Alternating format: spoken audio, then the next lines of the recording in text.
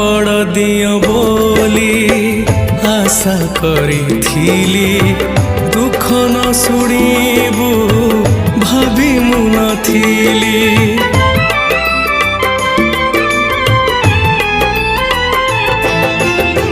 जगन्नाथ नामे पड़ुअछि हुरे मो डाक की बातु पारुनाहु शुणी। पतित पवन मिछरे कहिकी पतित पवन मिछरे कहिकी बाण उड़ाउछु बड़ देउल